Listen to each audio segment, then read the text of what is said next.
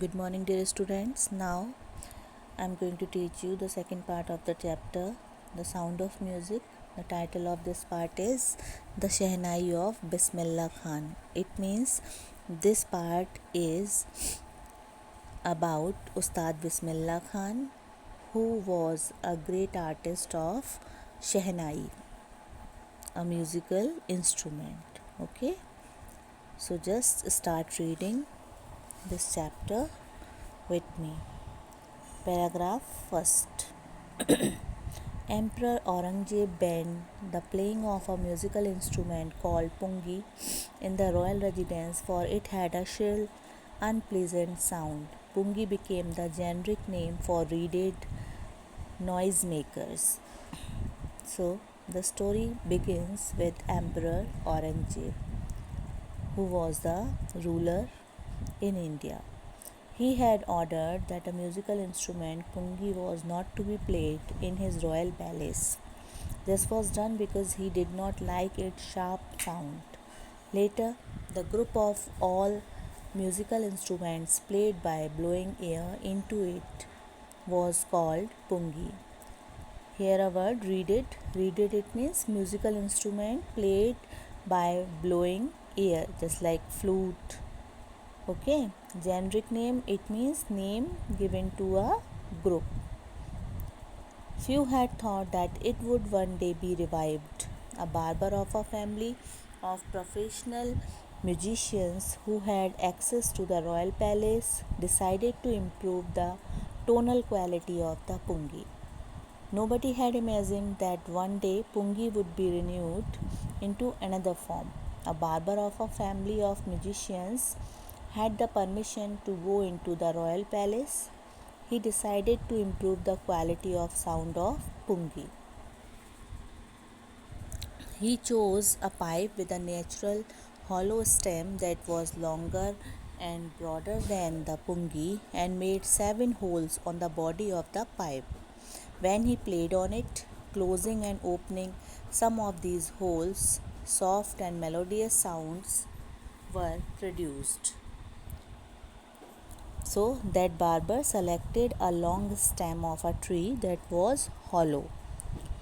It was longer and broader than the pipe of pungi. He made 7 holes in the pipe. Then he played it by blowing air into it. He closed and opened holes of the pipe with his fingers while blowing air. The sound produced was low, musical, and pleasant. He played the instrument before royalty, and everyone was impressed. The instrument, so different from the pungi, had to be given a new name. As the story goes, since it was first played in the Shah's chamber and was played by a Nai, Nai it means barber, the instrument was named the Shehnai. Shah, it means Shah plus Nai, so total word is Shehnai.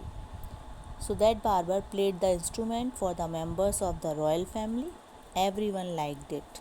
The instrument was quite different from pungi, as it is given in the picture. There are 2 pictures. See the pictures. So people wanted to give a new name to it. This was first played in front of the Shah. Shah, it means the king. It was first played by a Nai, meaning barber. So it was named Shehnai. Paragraph 2nd. The sound of the Shehnai began to be considered auspicious, and for this reason it is still played in temples and is an indispensable component of any North Indian wedding. The sound of Shehnai is regarded auspicious. Auspicious is mean it means good. Therefore, it is played in temples. It is indispensable. Indispensable it means essential.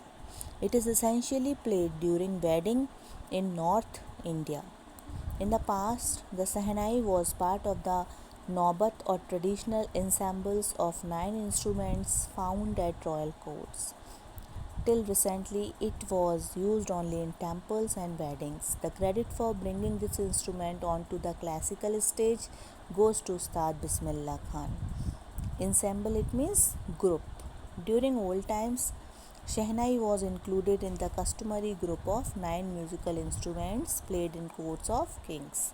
Till short time ago, it was played only in temples and during weddings. Ustad Bismillah Khan brought this instrument up to the level of classical music.